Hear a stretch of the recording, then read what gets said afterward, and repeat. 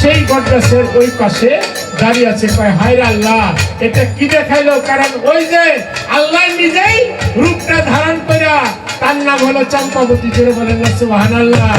সেই জায়গায় বাদশা ছিল, সেই বাদশা সুন্দরবনের যে বাদশা ছিল তার ছিল 7টা ছেলে আর একটা মেয়ে। এই মেয়েটাই ছিল ছোট এবং সুন্দরের মধ্যে এমন অন্তর্নিহিত করে দিচ্ছে, যেমন মনে করেন কালা মানুষ যদি থাকে, আল্লাহর যদি রহমত থাকে তাহলে সেখানে কি করে, তার রহমত দ্বারা তার উপর দুঃখ ভরসা করে দেয়। জোরে বলেন না সুবহানাল্লাহ।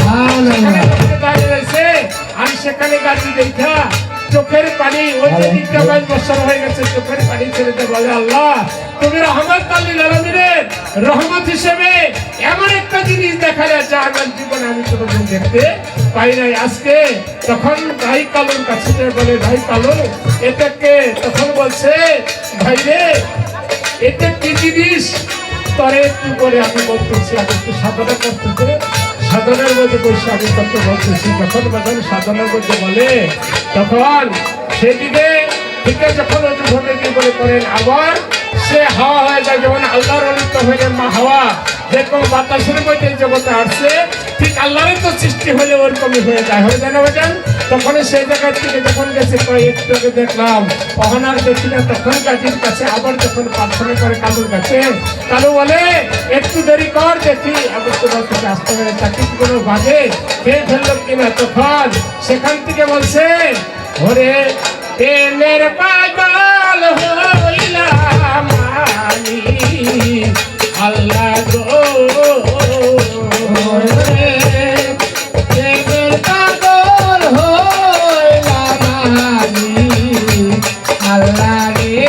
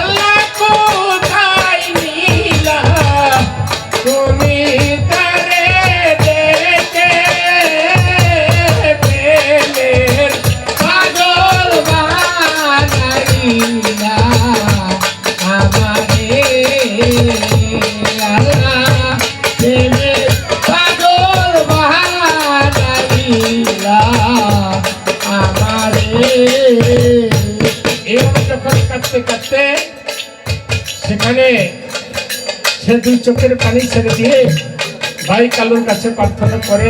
কালু বলে, ভাই এটা বিশ্ব সুন্দরী রহমত আল্লিল আলামিন আল্লাহ নিজেই তাকে অজুবা সুন্দরী হিসেবে এখানে প্রেরণ করে দিয়েছে, এইটা তোমার অর্ধাঙ্গিনী হয়ে যাবে। জোরে বলেন না সুবহানাল্লাহ। সেই অজুবা বিবিকে তারপরে গাজী যখন বিবাহের মধ্যে আবদ্ধ করলো, বড় ভাই হলো কালী, সেই তাদেরকে সেই খুলনার এই পাশে সুন্দরবনের এই পাশে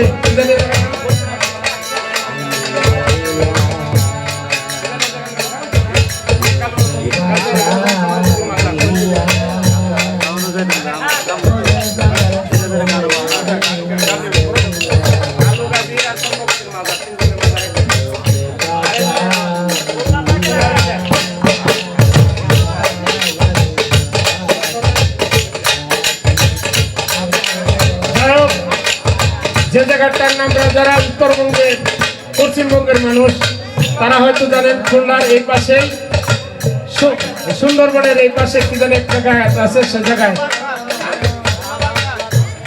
কালুগাজির এবং এই ইয়ের অনুফের হ্যাঁ বাগেরহাটের মধ্যে সেখানে তাদের মাজার আছে। সেখানে সেই অর্ধাঙ্গিনী হিসেবে আজও যারা 1 বছর হয়ে গেছে তাদেরকে সেখানে আল্লাহর ওলি হিসেবে তাদের মাজার সেখানে অন্তর্ভুক্ত করে রাখছে, সেখানে আছে।